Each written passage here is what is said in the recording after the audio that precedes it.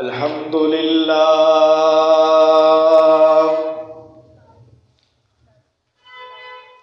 الحمد لله وكفى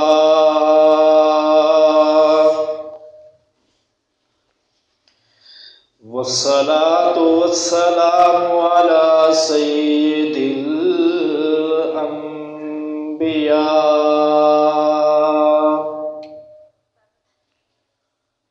وعلى آله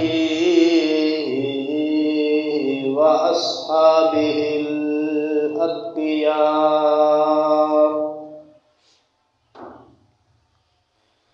أما بعد فأعوذ بالله من الشيطان الرجيم.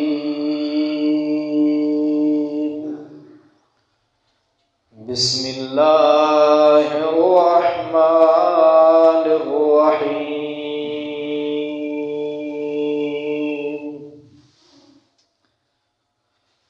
لقد كان لكم في رسول الله أسوة حسنة. سبحان ربك رب العزة عما يصفون وسلام على المرسلين والحمد لله رب العالمين.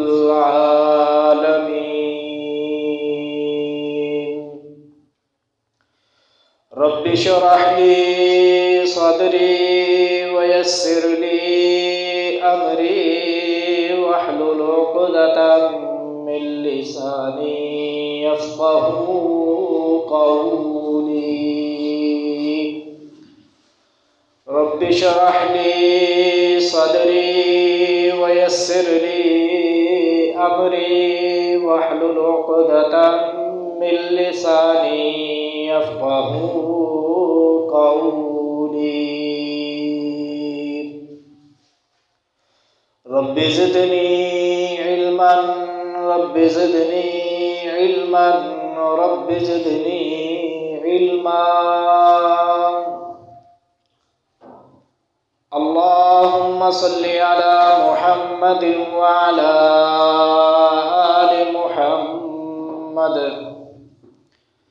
كما صليت على إبراهيم وعلى آل إبراهيم إنك حميد مجيد.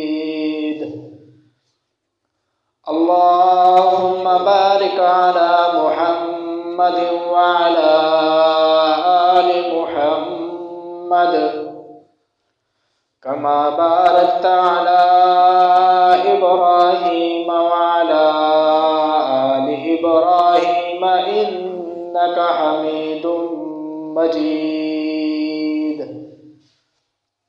واجب الاحترام، قابل قدر حاضرین محفل، سیرت النبی صلی اللہ علیہ وسلم کے عنوان سے گزشتہ کئی جمعے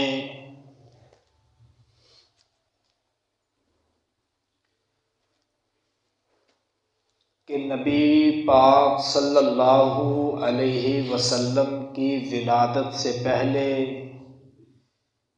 کیا حالات تھے، ولادت کے وقت، ولادت کے بعد، پھر آپ کا بچپن، لڑکپن، جوانی، آپ کا کاروباری، لوگوں کے ساتھ اٹھنے بیٹھنے کے معاملات، یہ ساری چیزیں آپ سن چکے ہیں. پھر آپ کا اعلان نبوت ملنے کے بعد لوگوں کو اس کی دعوت، پھر مصائب برداشت کیے، تکالیف، آزمائشیں، یہ سارے موضوعات آپ سن چکے ہیں.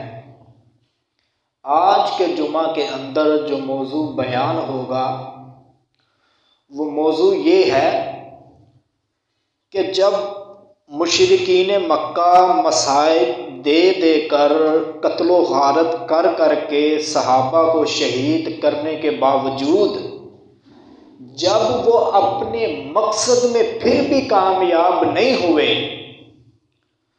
تو انہوں نے حربہ یہ استعمال کیا کہ جو تعلیمات ان کو ملتی ہیں ان پر اٹیک کیا جائے۔ جب اس تعلیم کو لوگوں کی نظروں میں مشکوک بنا دیا جائے گا تو خود بخود لوگوں کے دلوں کے اندر مذہب محمدی کی نفرت پیدا ہو جائے گی۔ اور دوسرا ہجرت حبشہ، ان دو پہلوؤں پہ آج گفتگو ہوگی۔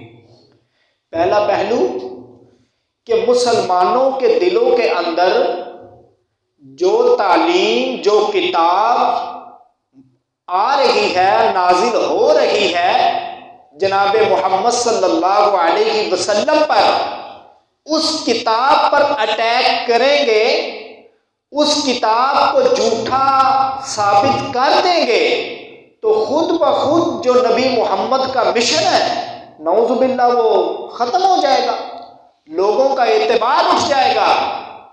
لہذا گلی گلی، کوچوں کوچوں، ہر محفل میں، ہر بیٹھک میں یہ تذکرے ہونے لگے کہ یہ جو اس پہ کتاب نازل ہوتی ہے محمد پہ، سب کہہ دیں صلی اللہ علیہ وسلم، یہ کچھ سچی کتاب نہیں ہے، یہ اللہ کی طرف سے نہیں ہے، بلکہ یہ تو محمد خود اپنے ہاتھوں سے بنا کر ہم لوگوں کو سناتا ہے کہ اللہ سے سب کچھ ہونے کا یقین، مخلوق سے کچھ نہ ہونے کا یقین، اللہ ہی سے ساری مشکلات حل کروانے کا عقیدہ، مخلوق سے مشکلات حل نہ کروانے کا عقیدہ، اللہ ہی سے اپنی حاجات پوری کروانے کا نظریہ، مخلوق کے سامنے اپنی حاجات نہ رکھنے کا نظریہ،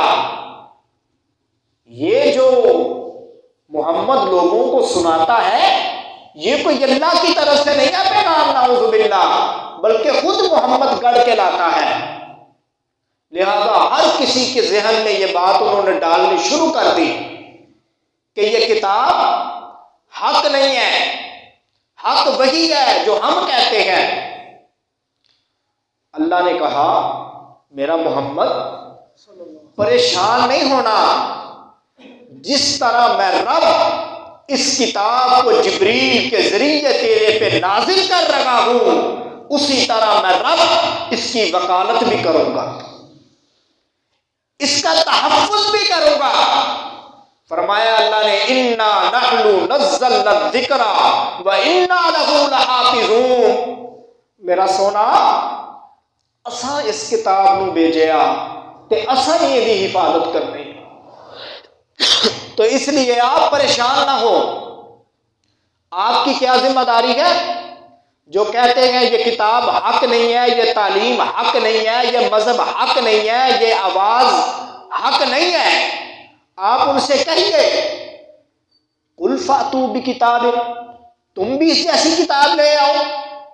اگر یہ کتاب غلط ہے، اگر یہ کتاب باطل ہے، اگر یہ اللہ کی طرف سے نہیں ہے، محمد کی اپنی بنائی ہوئی ہے، تو پھر تم بھی لے آؤ کوئی کتاب۔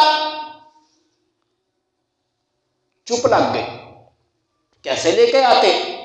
اللہ کی جو حقیقی کلام ہے، جو اللہ کا اصلی پیغام ہے، جو حق کتاب ہے، جو آسمانوں سے جبریل کے ذریعے اللہ نے محمد عربی پہ نازل کی ہے، اس کا مقابلہ بڑا کیسے کوئی کتاب کر سکتی تھی؟ عاجز آ گئے۔ اللہ نے ایک کتاب سے چیلنج کم کیا، اللہ نے کہا قل فاتوا بعشر سور، ایک کتاب تو نہیں لا سکتے، چلو اس جیسی کوئی 10 صورتیں لے آؤ۔ یعنی اللہ نے بوجھ کم کر دیا۔ وہ کہتے ہیں نا پنجابی کی مثال، مارو تھوڑا تو کسیٹو چوکھا، وہ حساب میرے اللہ نے ان کے ساتھ کیا کہ ذلت کے اندر ڈالا، خوب ان کو بے عزت کیا۔ اللہ نے کہا ایک کتاب نہیں لا سکتے، 10 صورتیں لے آؤ، عاجز آ گئے۔ پھر اللہ نے ایک اور چیلنج کیا، اللہ نے کہا 10 صورتیں بھی نہ لا سکتے، قل فأتوا بسورۃ، ایک کتاب نہیں لا سکے، 10 صورتیں نہیں لا سکے، ایک ہی صورت لے آؤ۔ اگر محمد پہ تم یقین نہیں کرتے بلکہ اپنا مذہب ٹھیک کہنے کا چیلنج کرتے ہو کہ ہم جو 360 بتوں کی عبادت کرتے ہیں وہ حق ہے، جس ایک اللہ کی طرف محمد دعوت دیتا ہے وہ حق نہیں ہے، تو پھر ایک ہی لے آؤ صورت۔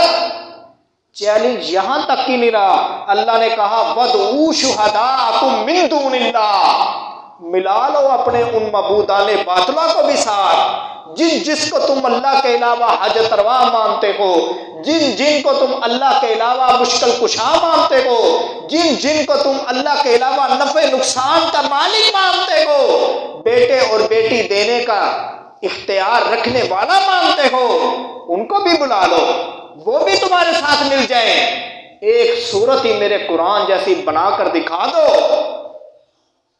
لیکن کہاں سے بنائے؟ ہو تو تب اس مشن میں بھی وہ ناکام ہو گئے۔ اب ہر ایک کے ذہن میں یہ بات بیٹھ گئی، یار اس جیسی کلام تو ہم نہیں بنا سکے، اس جیسی صورت تو ہم نہیں لا سکے، اس جیسا پیغام تو ہم لوگوں تک نہیں پہنچا سکے، لہذا ہماری بڑی بے عزتی ہے۔ پہلے ظلم کر کے دیکھ لیا، پھر بھی ہم ناکام ہوئے، دن بدن لوگوں کی تعداد میں اضافہ ہو رہا ہے، محمد کے امتی دن بدن بڑھ رہے گئے، قتل بھی کیے، ان کے گلوں میں رسیاں بھی ڈالی گئیں، ان کو دہتے ہوئے انگاروں پہ بھی لٹایا گیا، لیکن کوئی ٹس سے مس نہیں ہو رہا۔ کیا ایسا جادو ہے؟ اور اس کلام پہ بھی اٹیک کر کے دیکھ لیا، پھر بھی دال نہیں گلی۔ پھر انہوں نے کیا کیا، اگر محمد تو سچا ہے چاند کے 2 ٹکڑے کر کے دکھا۔ میرے اللہ نے کہا محمد تجھے حق ثابت کرنے کے لیے، اپنے دین کو صحیح ثابت کرنے کے لیے میں یہ بھی کرنے کے لیے تیار ہوں۔ حضرت عبداللہ ابن مسعود رضی اللہ تعالیٰ عنہ، ترمذی شریف کی حدیث ہے، وہ فرماتے ہیں کہ میں نے خود وہ منظر دیکھا تھا جب اللہ نے میرے نبی کی بات سنی، چاند کا ایک ٹکڑا پہاڑ کی اوپر جانب ہے اور ایک ٹکڑا پہاڑ کی نیچے جانب، 2 ٹکڑے ہوئے پڑے ہیں، سب نے اپنی آنکھوں سے وہ منظر دیکھا۔ جس طرح دیگر انبیاء کو کہا جاتا تھا اگر آپ اللہ کے سچے نبی ہیں تو یہ کام کر کے دکھائیے، جیسے حضرت موسیٰ کو کہا گیا، جادوگر سارے آئے، موضوع لمبا ہو جائے گا میں اشارتاً کرتا ہوں، جادوگر سارے آئے، انہوں نے اپنے سانپ چھوڑے، تو حضرت موسیٰ پریشان کہ یہ سانپ ہے میں کیا کروں؟ اللہ نے کہا موسیٰ پریشان کیوں ہوتا ہے، تیرے ہاتھ میں جو لاٹھی ہے نا اس کو پھینک۔ اللہ نے اس لاٹھی کو سانپ بنا دیا، اور وہ جو سانپ بنی لاٹھی سارے سانپوں کو اس نے بڑا غرق کر دیا ایک سانپ نے۔ اسی طرح محمد صلی اللہ علیہ وسلم کو بھی انہوں نے چیلنج کیا، اگر آپ اللہ کے سچے نبی ہیں تو چاند کے 2 ٹکڑے کیجیے، اللہ نے کر دیے، یہاں بھی بس نہ ہوئی۔ ایک دن ابو جہل ہاتھ میں کنکریاں لے کر نبی پاک صلی اللہ علیہ وسلم کی بارگاہ عالیہ میں آیا، اے محمد اگر تو سچا ہے بتا میری مٹھی کے اندر کیا ہے۔ میرے نبی نے بتایا، کہا میں بتاؤں کہ تیری مٹھی میں کیا ہے، یا تیری مٹھی کے اندر جو چیز ہے وہ خود بول کر کہے کہ میں محمد کون ہوں۔ وہ مٹھی کے اندر کنکریاں کلمہ پڑھنے لگ پڑی، اشہد ان لا الہ الا اللہ و اشہد ان محمد عبدہ و رسولہ۔ 3 موقعوں پہ ضلالت ان کا مقدر ٹھہری۔ انہوں نے تعلیمات پہ حملہ کیا، اٹیک کیا، اللہ نے بھرپور جواب دیا کہ اس جیسی کتاب لے آؤ، نہیں لا سکے، 10 صورتیں لے آؤ، نہیں لا سکے، ایک ہی صورت لے آؤ، ساتھ اپنے معبودان باطلہ کو ملا لو، نہیں لا سکے۔ دوسری دفعہ چاند کے 2 ٹکڑے کر کے دکھا پھر نبی مانیں گے، ہو گئے، پھر بھی نہیں مانا۔ مٹھی کے اندر کیا ہے یہ بتا، پھر نبی مانیں گے، تب بھی ناکام ہو گئے۔ کیوں؟ دل کے اندر ضد تھی کہ اگر اس کو نبی مان لیا تو اس کی ہر بات ماننی پڑے گی، اس کی تابعداری کرنی پڑے گی، ہماری جو خواہشات ہیں وہ تو دفن ہو کر رہ جائے گی، ہمیں کون سردار کہے گا، ہمیں کون بڑا کہے گا۔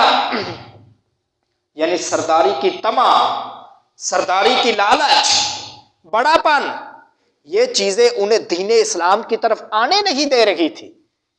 آج میں اور آپ سوچیں، اگر آج ہم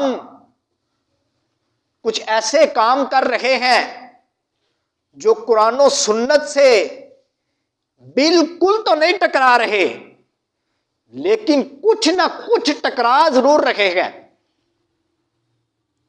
کیا ہم مشرکین مکہ کی طرح یہ ذہن تو نہیں بنائے بیٹھے کہ اگر میں نے یہ کام کر لیا تو فلاں کیا کہے گا؟ میں ایک مثال دیتا ہوں، کسی کی شادی ہوتی ہے، ڈول ڈمکے بجتے ہیں، ڈول نہیں بجیں گے لوگ کیا کہیں گے؟ یہ کیسی شادی ہے؟ ایسے ہے جیسے جنازہ جا رہا ہے۔ ہوتی ہیں یہ باتیں کہ نہیں؟ ڈول نہیں ہون گے تو ساڈی برات تے جنازے میں فرق کی رہ گیا۔ میں نے کہا قرآن کے ساتھ ٹکرا نہیں رہی براہ راست، لیکن کچھ نہ کچھ مخالفت تو ہو رہی ہے نا۔ میرے نبی پاک صلی اللہ علیہ وسلم میں آگے معراج کا واقعہ انشاءاللہ رجب کے مہینے میں شروع کریں گے۔ میرے نبی پاک صلی اللہ علیہ وسلم معراج کی طرف جا رہے تھے، آسمانوں کی طرف، تو راستے میں اللہ کے نبی نے اپنے کانوں میں انگلیاں دے دی۔ جبریل نے پوچھا اللہ کے نبی کیوں انگلیاں دی ہیں؟ فرمایا جبریل مجھے ڈول بجنے کی آواز آ رہی ہے، اس لیے میں نے اپنے کانوں کے اندر انگلیاں دے دی۔ تو اس لیے آج میں اور آپ اگر کوئی ایسے کام کر رہے ہیں جو نبی پاک صلی اللہ علیہ وسلم سے ثابت نہیں ہے، اصحاب مصطفیٰ نے وہ کام نہیں کیے، ائمہ اربعہ نے وہ کام نہیں کیے، محدثین نے وہ کام نہیں کیے، اور ہم وہ کر رہے ہیں، کس وجہ سے؟ میرا ماما کیا کہے گا، میرا چچا کیا کہے گا، میرا دادا کیا کہے گا؟ صرف برادری کے زوم میں آ کر، برادری کے پریشر میں آ کر ہم ایسے کام کر رہے ہیں جو میرے اللہ کے نبی نے کرنے کا حکم ہی نہیں دیا۔ کئی مثالیں ہیں اس کی، جس طرح ایک بندہ دنیا سے چلا جاتا ہے، اب اصال ثواب تو حق ہے۔ نبی پاک صلی اللہ علیہ وسلم نے کہا، حدیث ہے سنیے، جن کے والدین دنیا سے چلے گئے ہیں وہ ذرا غور سے سنیں یہ بات۔ فرمایا مرنے والے کا ایک درجہ بلند ہوتا ہے اور وہ پوچھتا ہے اے اللہ میں نے تو کوئی نیکی نہیں کی، اب میں تو اب مر چکا ہوں، میرا درجہ کیوں بلند کر دیا؟ اللہ کہتے ہیں میرے بندے تو نے نیکی تو کوئی نہیں کی، لیکن دنیا کے اندر تیری اولاد ہے جس نے تیرے لیے دعا کی ہے، دعا کی بدولت میں نے تیرا ایک درجہ بلند کر دیا۔ یہ ایک طریقہ ہے، لیکن آج جو ہم نے طریقے بنا لیے ہیں، اپنے اوپر بوجھ ڈال لیا ہے، 40واں کل 10واں، برائے کرم میرا کسی سے کوئی اختلاف نہیں ہے پرسنل۔ میں نے پہلے بھی کہا تھا اگر میں اس منبر پہ بیٹھ کر کسی جماعت پر اپنی ذات کو آگے رکھتے ہوئے یا اپنے اناد کی وجہ سے بھی بات کروں، اللہ مجھے غرق کرے۔ کیوں؟ اس خطیب کی خطابت پہ لعنت ہے جو اپنی ذات کو چمکانے کے لیے گفتگو کرتا ہے، جو کسی کو اٹیک کرنے کے لیے گفتگو کرتا ہے۔ یہ منبر میرے نبی کی وراثت ہے، اس سے وہی تعلیمات نکلنی چاہیے جو اللہ اور اللہ کے رسول کی تعلیمات ہے، اور یہ میری ذمہ داری ہے آپ کو بتانا۔ رزق جو اللہ نے میرے مقدر میں لکھا وہ مجھے مل کر رہنا ہے، اس لیے یہ جو چیزیں ہیں کل 40واں 10واں، میں اس پر نہ کوئی کفر کا فتویٰ لگاتا ہوں نہ شرک کا فتویٰ لگاتا ہوں، لیکن جو فتویٰ بنتا ہے وہ تو لگے گا نا۔ وہ فتویٰ یہ ہے کہ یہ چیزیں اللہ اور اللہ کے رسول نے نہیں کی، اور جو کام اللہ اور اللہ کے رسول نے نہیں کیا وہ ہمیں بھی کرنا زیب نہیں دیتا۔ اس لیے یہ مت سوچئے گا فلانا کیا کہے گا، فلانا کیا کہے گا، فلانا کیا کہے گا۔ ایک دو مرتبہ آپ اس پہ پکے ہو جائیں، آپ سے کوئی ناراض نہیں ہوگا۔ میں آپ کو اپنے گھر کی مثال دیتا ہوں۔ میرے ابا جی نے یہ قانون بنایا ہمارے گھر کے اندر، جس شادی کے اندر ڈول ہوں گے ہم نہیں جائیں گے۔ جس فوتگی والے گھر 40واں یا 10واں یہ رسمیں ہیں اور وہ ہمیں دعوت دیتے ہیں تو ہم نہیں جائیں گے۔ یقین کریں، اللہ کی قسم اٹھا کر کہتا ہوں، آج تک ہم سے کسی نے بھی ناراضگی نہیں کی۔ کیوں؟ انہیں پتہ ہے یہ کام یہ نہیں کرتے، تو اس وجہ سے کبھی کوئی ناراضگی نہیں بنی۔ صرف ایک ذہن کے اندر یہ اندیشہ بن گیا کہ کہیں مجھ سے کوئی ناراض نہ ہو۔ کوئی ناراض نہیں ہوتا۔ تو اس لیے اللہ کی رضا کے لیے جو بھی کام کرنا ہے کریں، کیونکہ اللہ کے نبی نے جو قربانیاں دی ہیں اس کی لاج اسی صورت میں ہم رکھ سکتے ہیں کہ اللہ کے نبی کی ہم اتباع کریں۔ خیر، 3 طریقے انہوں نے آزمائے۔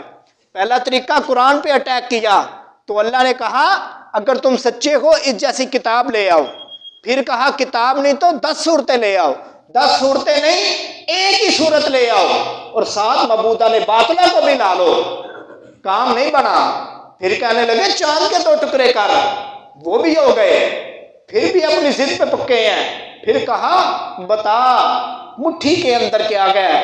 کنکریوں نے کلمہ شہادت پڑھا، لیکن پھر بھی انہوں نے نہیں مانا۔ کیوں نہیں مانا؟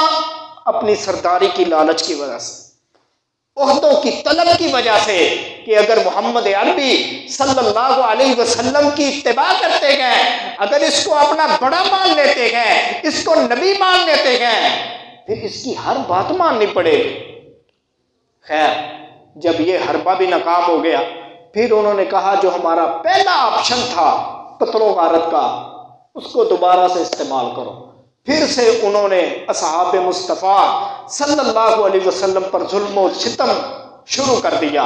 حضرت عبداللہ ابن مسعود رضی اللہ تعالی عنہ فرماتے ہیں کہ حبشہ کی طرف جب ہجرت کا ہمیں حکم دیا گیا، اس وقت اس قدر سخت حالات ہم پر تھے کہ میں ایک دفعہ بیت اللہ کے اندر جا کر قرآن کریم کی تلاوت کرنے لگا، سورۃ الرحمن میں نے شروع کی، تو کفار نے مجھے دیکھا کہ یہ قرآن پڑھ رکھا ہے بیت اللہ کے اندر آ کر، انہوں نے مجھے اس قدر مارا کہ میرے چہرے سے خون بہنے لگا۔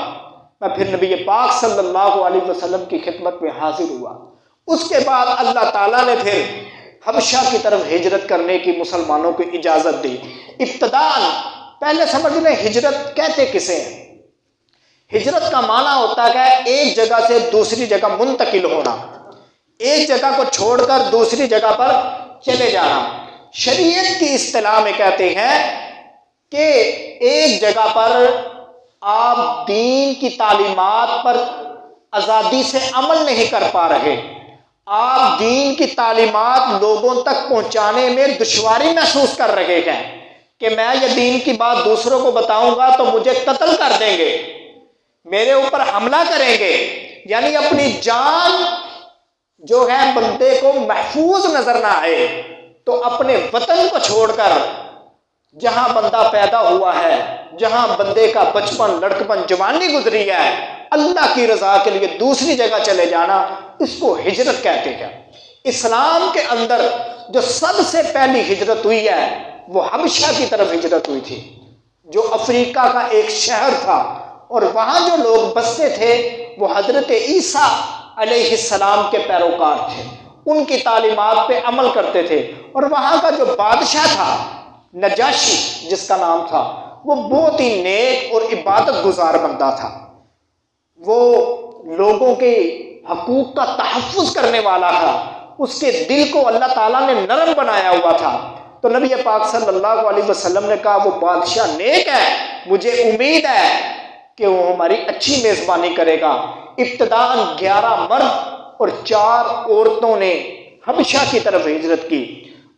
یہاں پر ایک غلطی کا میں ازالہ کر دوں، بعض لوگ کہتے ہیں کہ حبشہ کی طرف جب ہجرت کی گئی تو صرف غلاموں نے ہجرت کی تھی، صرف ان لوگوں نے ہجرت کی تھی جن پر ظلم اس وجہ سے ہوتا تھا کہ وہ کمزور طبقے سے ہیں، جو تگڑے لوگ تھے انہیں مکہ میں کوئی کچھ نہیں کہتا تھا، بلکہ ایسی بات نہیں ہے، دین حق کا جب اعلان ہوا تو مشرکین مکہ نے یہ نہیں دیکھا کہ یہ مالدار ہے یا کمزور ہے، نہ، ہر ایک پر ان کا ظلم ہوتا تھا۔ کیوں؟ جب حبشہ کی طرف ہجرت کی تو ان ہجرت کرنے والوں میں حضرت عثمان رضی اللہ تعالیٰ عنہ بھی شامل تھے، اور وہ کتنے مالدار ہیں۔ آپ نے سنا ہوگا کہ جب مدینہ کی طرف ہجرت ہوئی تو پینے کے لیے پانی نہیں تھا، تو نبی پاک صلی اللہ علیہ وسلم نے کہا کون ہے خوش نصیب جو کنواں خرید کر مسلمانوں کے لیے اللہ کی رضا کے لیے وقف کرے، میں محمد اس کو جنت کی ضمانت دیتا۔ تو حضرت عثمان نے وہ خریدا بڑے مہنگے داموں میں، یعنی حضرت عثمان بڑے مالدار تھے۔ اسی طرح حضرت عبد الرحمن ابن عوف رضی اللہ تعالیٰ عنہ، انہوں نے بھی ہجرت کی حبشہ کی طرف، اور یہ اتنے مالدار تھے، اتنے مالدار تھے۔ صرف ایک بات آپ کو سنا کر آگے بڑھتا ہوں۔ نبی پاک صلی اللہ علیہ وسلم نے فرمایا عبد الرحمن تیری تجارت میں اللہ نے اتنی برکت ڈالی ہے، تو مٹی میں بھی ہاتھ ڈال دینا تو وہ مٹی بھی سونا بن جاتی ہے، یعنی اتنی اللہ تعالیٰ نے ان کی تجارت میں برکت ڈالی ہوئی تھی۔ تو خیر، کہنے کا مقصد یہ ہے کہ ظلم سہنے والے صرف کمزور لوگ ہی نہیں تھے، بلکہ مالدار بھی اس میں شامل تھے۔ 11 مرد اور 4 عورتوں نے حبشہ کی طرف ہجرت کی۔ جب حبشہ پہنچے تو پیچھے مشرکین مکہ کو بڑی تکلیف ہوئی کہ اگر یہ حبشہ پہنچ گئے، ادھر جا کے انہوں نے اپنی تعلیمات لوگوں تک پہنچائیں اور دن بدن ان کی تعداد میں اضافہ ہوگا، کہیں یہ نہ ہو کہ وہاں کا بادشاہ بھی ان کے ساتھ مل جائے۔ اگر وہ بادشاہ مسلمانوں کے ساتھ مل گیا پھر تو ہماری خیر نہیں ہے، یہ خود ایک سلطنت بن جائیں گے، خود ان کا اپنا ایک ملک ہوگا، ان کو کس طرح روکا جائے۔ ادھر مشرکین مکہ نے عبداللہ بن ربیع اور عمر بن عاص، مزے کی بات یہ ہے یہ جو 2 بندے تھے جن کو اس کام کے لیے چنا تھا کہ جا کے مسلمانوں کے راستے میں رکاوٹ بنو، کچھ عرصہ گزرنے کے بعد یہ دونوں مسلمان ہو گئے تھے۔ جو بھی دین کو نقصان پہنچانے کے لیے آیا یا تو وہ مسلمان ہو گیا یا جہنم کا ایندھن بن گیا۔ تو اس لیے آج مجھے اور آپ کو سبق یہ ہے کہ ہم دین کے مقابلے میں کبھی نہ آئیں۔ خیر، موضوع دوسری طرف چلا جائے گا۔ یہ دونوں حضرات حبشہ گئے بڑے تحفے، بڑے گفٹ لے کر، قیمتی قسم کے، کہ اس کے ذریعے بادشاہ کو اپنی طرف کر لیں گے، بادشاہ کے دل میں لالچ آئے گی اور ان کو وہ اپنے ملک سے نکالے گا مسلمانوں کو۔ یہ جب حبشہ پہنچے دونوں، عمر بن عاص اور عبداللہ بن ربیع حاضر ہوئے، کہنے لگے بادشاہ جی، نجاشی صاحب، یہ جو مسلمان آپ کے ملک میں آئے ہیں یہ دراصل ہمارے غلام ہیں اور یہ باغ کر آ گئے ہیں، تو برائے کرم آپ ان کو ہمارے حوالے کر دیں تاکہ ان کو ہم اپنے ماتحت کر کے اپنے ملک مکہ کے اندر واپس لے جائے۔ میں نے پہلے بولا وہ بادشاہ نیک تھا، نرم دل تھا، انصاف پسند تھا، لوگوں کے حقوق کا تحفظ کرنے والا تھا، یک طرفہ فیصلہ نہیں کیا اس نے کہا ٹھیک ہے، میں نے آپ کی بات سنی ہے، ابھی میں دوسرے گروہ کی بھی بات سنوں گا۔ اس نے اعلان کروایا کہ جو بھی مکہ سے ہجرت کر کے ہم آئے ہیں حبشہ کے اندر، وہ میرے دربار میں جمع ہو جائے۔ اب وہ جو ہجرت کر کے آئے تھے، حضرت عثمان بھی ان میں تھے، حضرت عبد الرحمن بھی ان میں تھے، خود نبی پاک صلی اللہ علیہ وسلم کی ایک بیٹی بھی تھی انہیں 4 عورتوں کے اندر، وہ سارے نجاشی کے سامنے آئے۔ تو مسلمانوں کی طرف سے جس نے کلام کی وہ نبی پاک صلی اللہ علیہ وسلم کے چچا حضرت جعفر بن طیار رضی اللہ تعالی عنہ، انہوں نے بادشاہ کے ساتھ کلام کرنی تھی۔ جی کیوں آئے ہو ادھر ہمارے ملک کے اندر؟ کیا وجہ ہے کہ تم نے مکہ کو چھوڑا؟ کیا وجہ ہے کہ تم اپنی جائیدادوں کو چھوڑ کر آ گئے؟ کیا وجہ ہے کہ تم اپنے پیاروں کو چھوڑ کر آ گئے؟ کیا وجہ ہے کہ تم اپنے بال بچے چھوڑ کر ادھر آ گئے؟ کس چیز نے تمہیں مجبور کیا کہ اتنی مشقت برداشت کر کے کہاں مکہ کہاں حبشہ؟ کہا ہم اس لیے آئے ہیں کہ ہم جاہل لوگ تھے، ہم بدکار تھے، ہم زانی تھے، ہم چور تھے، ہم شرابی تھے، ہم ایک دوسرے کا حق کھاتے تھے، ہم شرک کرتے تھے، ہم کفر کرتے تھے، ہم جہنم میں گرنے والے تھے، کہ اللہ نے ہم میں سے ہی ایک شخص کو چنا، اس کے سر پر اللہ نے نبوت کا تاج سجایا، اور تاج سجانے کے بعد اس نے اعلان نبوت کیا۔ جو جاہل تھے وہ عقل مند ہو گئے، جو بدکار تھے وہ اخلاق والے ہو گئے، جو چور تھے انہوں نے چوری چھوڑ دی، جو زانی تھے انہوں نے زنا چھوڑ دیا، جو شرابی تھے انہوں نے شراب چھوڑ دی، جو غیروں کے در پہ جا کے اپنی پیشانی جھکاتے تھے وہ ایک اللہ کے سامنے جھکنے والے بن گئے۔ بس یہی ہوا ہے، یہی اعلان تھا، یہی پیغام تھا ہر ایک کو، اور یہ لوگ ہم پر ظلم کرتے تھے، اور ظلم اس حد تک کرتے تھے، نہ انہوں نے ہمارے بچے دیکھے، نہ انہوں نے ہمارے جوان دیکھے، نہ انہوں نے ہمارے بوڑھے دیکھے، نہ انہوں نے ہماری عورتیں دیکھی، جو بھی رستے میں آتا اس کو کاٹ کے رکھ دیتے تھے۔ کسی کے گلے میں رسی ڈالی جا رہی ہے، کسی کو کوئلوں میں لٹایا جا رہا ہے، کسی پہ کوئی ظلم۔